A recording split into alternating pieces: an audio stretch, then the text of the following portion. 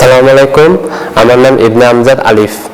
আমি প্রায় 4 বছর আগে বাংলাদেশ থেকে ম্যাক্স স্কলারশিপ নিয়ে জাপানে পড়াশোনা করতে গিয়েছি। 2024 এর মার্চে আমার টোকিও ইনস্টিটিউট অফ টেকনোলজি থেকে মেকানিক্যাল ইঞ্জিনিয়ারিং এ গ্রাজুয়েশন হবে এবং 2024 এর এপ্রিল থেকে সেম ইউনিভার্সিটিতে মাস্টার্সটা শুরু করছি। বাংলাদেশের কোনো ইউনিভার্সিটিতে জয়েন করার আগে আমি নেক্সটের জন্য অ্যাপ্লাই করেছিলাম। তো ফার্স্ট টাইম যখন অ্যাপ্লাই করেছি তখন আমার ম্যাথমেটিক্সটা একটু মার্কসটা খারাপ হওয়ার কারণে সেই জাপানে যাওয়ার চান্সটা আমি নিজে পাইনি। পরে সেকেন্ড ইয়ারে আমি বাংলাদেশে বুয়েটে ভর্তি হয়ে নিয়েছিলাম। বুয়েটে যাওয়া অবস্থায়ও আমি জাপানিজের ম্যাথমেটিক্স পড়াশোনা করেছি। তো দ্বিতীয় টাইম যখন নেক্সটের জন্য পরীক্ষা দেই তখন আলহামদুলিল্লাহ আমার উত্তীর্ণ হয়েছি। তো বুয়েট থেকে আবার জাপানে চলে যাই আর কি।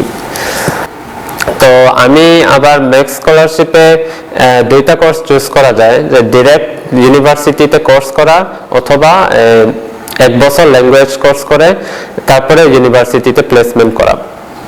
তা আমি প্রথমে 1 বছর ল্যাঙ্গুয়েজ কোর্সটা চুজ করে নিয়েছিলাম, কারণ আমি জানতাম যে আমার যতটুকু জাপানিজ লেভেল আছে সেটা দিয়ে ডিরেক্ট এন্ট্রি হইলে আমি জাপানিজে হয়তো পড়াশোনা করতে পারবো না, হয়তো আমার ইংলিশে পড়াশোনা করতে হইতো।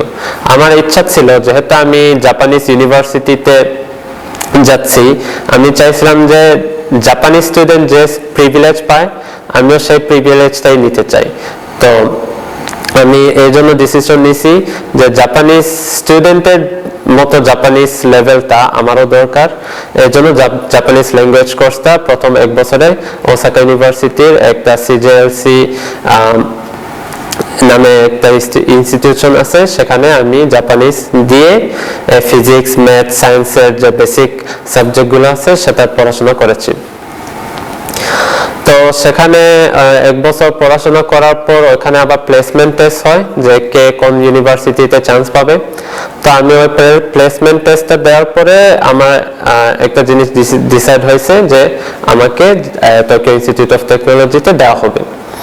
তা আমি 2020 এপ্রিল থেকে টোকিও ইনস্টিটিউট অফ টেকনোলজিতে যাওয়া শুরু করি। তো সেখানেও দেখা গেছে যে অ্যাকচুয়ালি শুধু জাপানিজ না, জাপানিজ এবং ইংলিশ দুইটা ল্যাঙ্গুয়েজ জানার জন্য আমার খুব অ্যাডভান্টেজ হয়েছে। তো জাপানিজ ইউনিভার্সিটিতে মানে জাপানিজ স্টুডেন্টরা অ্যাকচুয়ালি ইংলিশটা একটু কম পারে। তো ওইদিকে আমি ইংলিশ ক্লাসগুলো যে হয়তো সেখানে একটু ভালো মার্কস পাইতাম। আবার কিছু কিছু কোর্স আছে শুধু জাপানিজে কন্ডাক্ট হয়, এই জন্য যেসব মানে ওইসব কোর্সগুলোতে আবার জাপানিজ জানার কারণে আমার বিদেশি স্টুডেন্টের চেয়ে একটু অ্যাডভান্টেজটা পেয়েছি। আবার জাপানিজ জানার কারণে আমার এক্সট্রা কারিকুলার অ্যাক্টিভিটিতে অনেক হেল্পফুল হয়েছে। তো সেখানে আমি অ্যাক্টিভলি পার্টিসিপেট করছি, সেখানে অনেক কানেকশন হয়েছে। তো তারা আমাকে এখনো মাঝে মধ্যে হেল্প করে। তো এই কানেকশনটা আমি চিন্তা করি যে শুধু জাপানিজ পারলেও হইতো না, শুধু ইংলিশ পারলেও হইতো না। আমার মনে হয় যে জাপানে এজ আ ফরেনার পড়াশোনা করতে গেলে আপনার ইংলিশও খুব ইম্পর্টেন্ট, প্লাস জাপানিজও কিছু জানা ইম্পর্টেন্ট। আমি এখনো স্টুডেন্ট মানুষ, বাট জবের প্রেক্ষাপটে কিছু কথা বলি।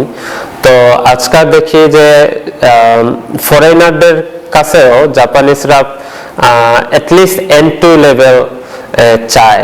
আমি বলবো যে যারা জাপানে যাওয়ার ইচ্ছুক তাদের অ্যাটলিস্ট মানে জাপানে গিয়ে মানে ইউনিভার্সিটি পড়ে তারপরে ডিসেন্ট জবে যদি কেউ যোগ দিতে চায় তাহলে আমি বলবো যে আসলে N2 লেভেলটা রিকোয়ার্ড। তবে হ্যাঁ, জাপানে কিছু কিছু কোম্পানি আছে যে একদম ফরেন বেসড, ওসব কোম্পানিগুলোতে আবার খুব একটা জাপানিজ দরকার হয় না।